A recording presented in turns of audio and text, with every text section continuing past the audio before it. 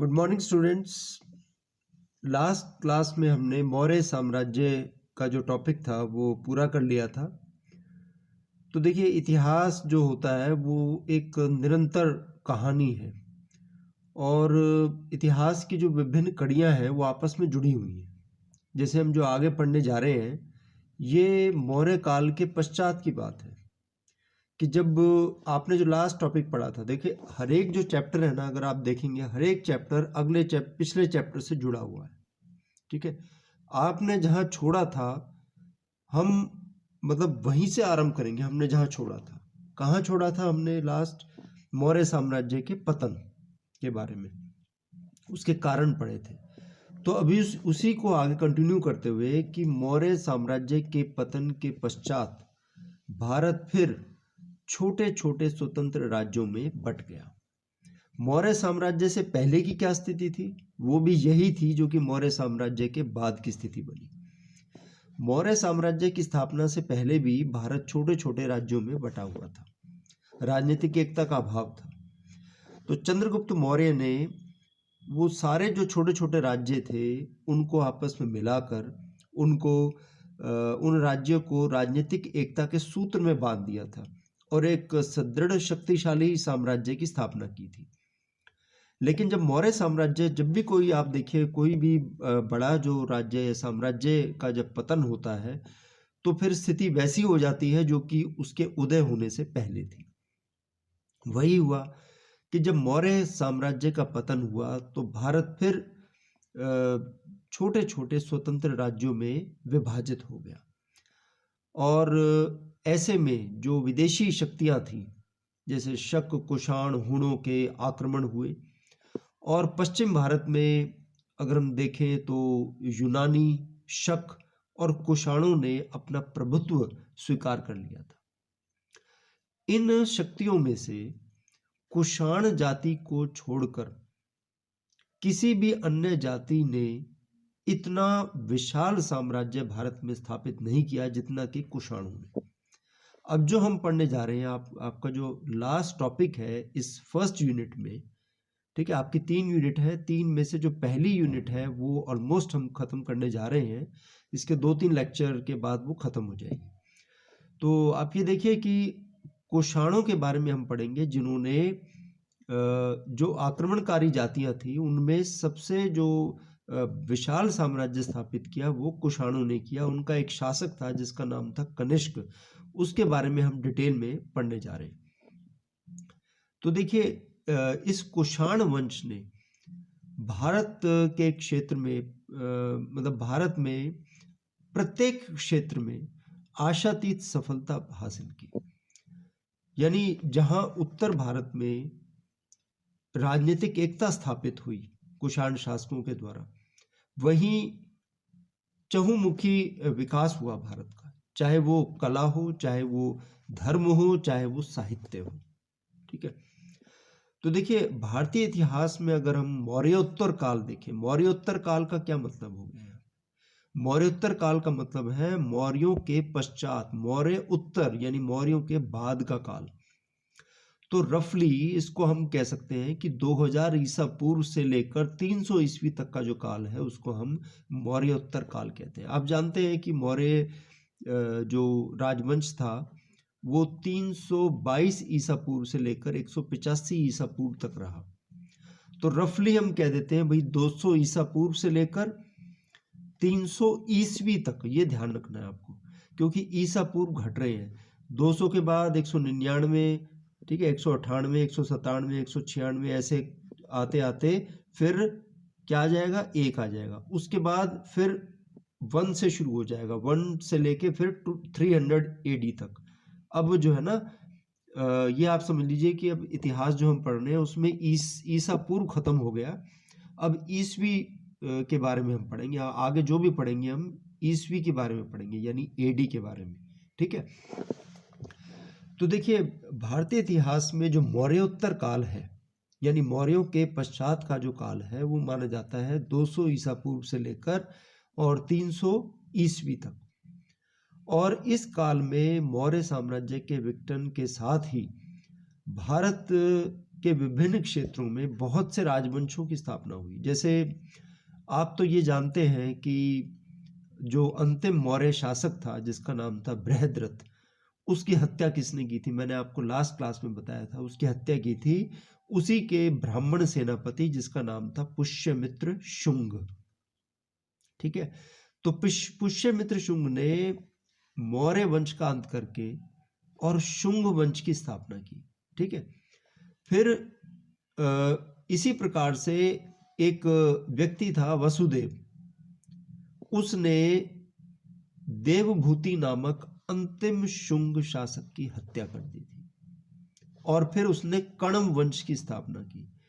तो देखिए, मौर्य वंश, शुंग वंश, कणव वंश, तो इस तरह से कई राजवंश, बाद में खारवेल नामक शासक ने भी शासन किया था। तो इस प्रकार से क्या हुआ कि बहुत से राजवंशों का अस्तित्व रहा भारत में।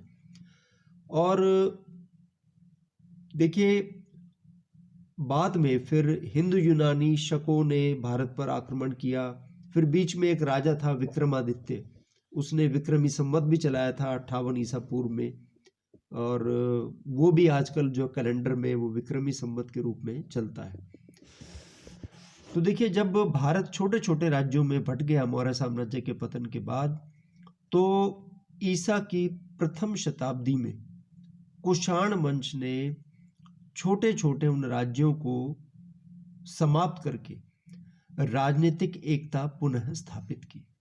मतलब अगर हम ये सोचें, अगर हम इसको ध्यान से देखें, तो मौर्य साम्राज्य के पतन के पश्चात अगर किसी वंश ने जो है भारत में सत्ता स्थापित की, राजनीतिक एकता स्थापित की, तो वो जो राजवंश था वो कुषाण वंश था। अब कुषाण कौन थे, ये प्रश्न है, ये कहाँ से आ गया कुषाण? तो देखिए, इस बारे में इतिहासकारों में मतभेद है। They are divided among this opinion as to who were the Kushan rulers. कुछ इतिहासकार कहते हैं ये तुर्क जाति के लोग थे, तुर्क। ठीक है, कुछ कहते हैं कि ये मंगोल जाति से संबंधित थे। ज्यादातर लोगों का ये मानना है, ज्यादातर इतिहासकार इस बात से सहमत हैं कि ये मध्य एशिया की एक यूची नामक जाति से संबंध रखते थे। कि मध्य एशिया, जो आज का आप लगा लीजिए जो सदर्न रशिया है, रशिया का जो दक्षिणी भाग है, उसको हम मध्य एशिया कहते हैं, कि वहाँ की एक ट्राइब थी, यूची जाति। जैसे मंगोल जाति थी, इसी तरह से ये यूची जाति से संबंध रखते थे। ये एक खानाबदोश जाति थी। खानाबदोश का मतलब एक स्थान से दूसरे स्थान पर घूमने वाली। और चीन का एक प्रांत था, एक प्रदेश था जिसे कांसू कहा जाता था। कांसू प्रदेश की ये निवासी थी। और हुआ ये था कि ये भारत कैसे पहुंचे, इसके पीछे कहानी ये है कि उस टाइम एक और खूंखार जाति थी मध्य एशिया में, जिनका नाम था हुण। ठीक है ना, हुण जाति। हुण जाति के शासकों ने इस यूची जाति पर आक्रमण किया, उनको पराजित किया, मार के भगा दिया। तो ये घूमते घूमते फिर पश्चिम की ओर चले गए और फिर ये कई शाखाओं में बट गए। बैक्ट्रिया में स्थायी रूप से कुछ बस गए, कुछ बाद में जो है ना, उन्होंने शक्तिशाली शुआंग वंश की स्थापना की। और फिर जो यही जो शाखा थी, आगे जाकर ये कुषाण इसका नाम पड़ गया। और इसका जो पहला शासक था कुषाण वंश का, वो था कजूल कडफीसी। ठीक है, या इसे कडफीसी प्रथम भी कहा जाता है।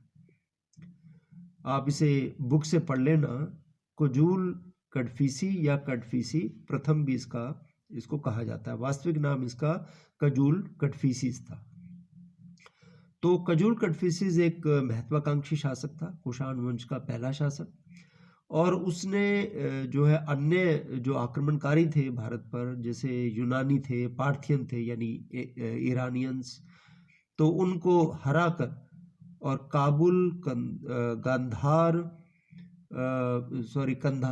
कंधार अफगानिस्तान पर अधिकार कर लिया था। काबुल, कंधार और अफगानिस्तान, ये सारा एरिया जो है अफगानिस्तान का ही है, उस पर अधिकार कर लिया था। और कुछ इतिहासकारों के अनुसार उसे भारतीय क्षेत्र जीतने का श्रेय प्राप्त है। उसने भारतीय क्षेत्रों को जीता था।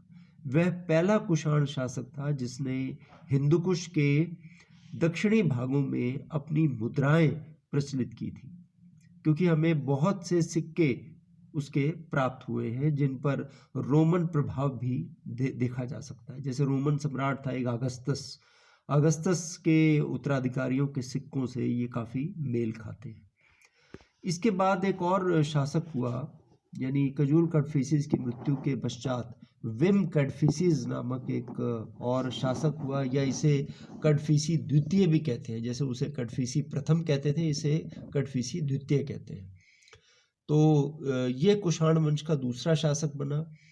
इसका जो शासनकाल है इसके बारे में विवाद है। बाकी कुछ ये कहते हैं कि 78 ईस्वी से लेकर 120 ईस्वी तक इसने शासन किया, और राजगद्दी पर बैठते ही उसने अपने पिता की जो साम्राज्यवादी नीति चली आ रही थी उसको आगे जारी रखा, और उसने पंजाब, सिंध और कश्मीर पर अधिकार करके अपने कुछ अधिकारी भी वहाँ पर नियुक्त किए। और आप ये देखिए कि उस समय उसने अपने प्रशासन को अनेक प्रांतों में बांट दिया, और इन प्रांतों को सट्रैपीज कहा जाता था। और भारतीय जो मतलब प्रांत के जो गवर्नर थे उनको अक्षत्रप कहा जाता था। कई बार नाम आता है शक क्षत्रप, ठीक है ना। तो सैट्रैपीज होती थी और उनके गवर्नर को क्षत्रप कहा जाता था। ये जो कुषाण शासक होते थे, ये इतिहासकारों का मानना है कि ये हिंदू धर्म के अनुयायी थे और शिव के उपासक होते थे।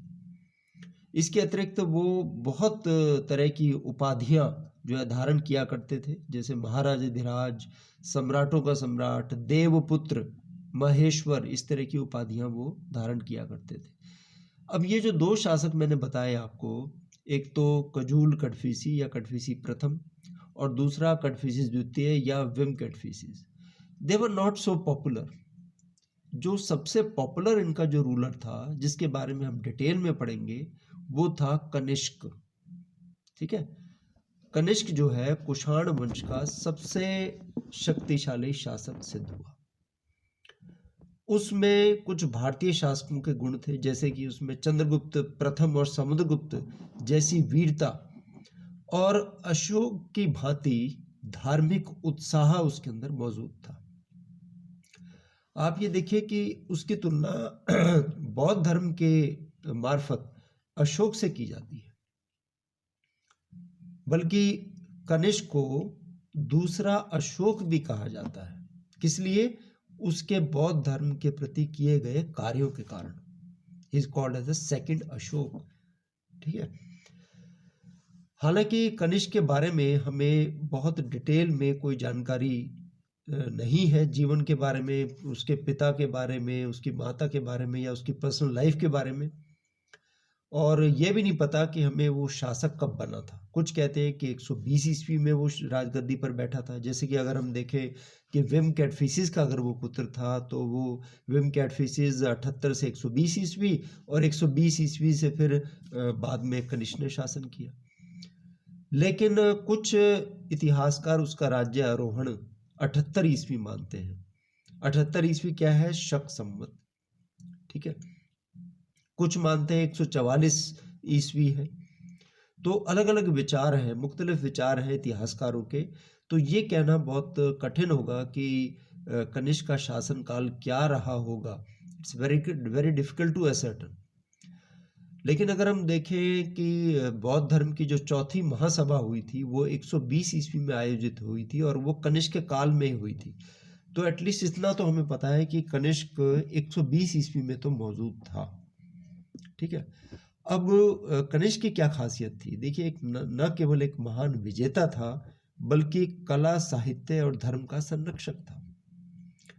कनिष्क के बारे में एक बात बहुत पॉपुलर है जो कही जाती है कि वो तलवार का भी धनी था और कलम का भी धनी। इसका क्या मतलब हुआ?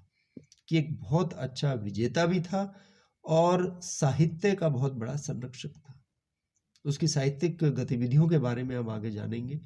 और दूसरी बात ये कि धर्म का बहुत बड़ा संरक्षक था। तो बाकी जो डिटेल्स हैं फिर वो हम नेक्स्ट क्लास में डिस्कस करेंगे। Thank you.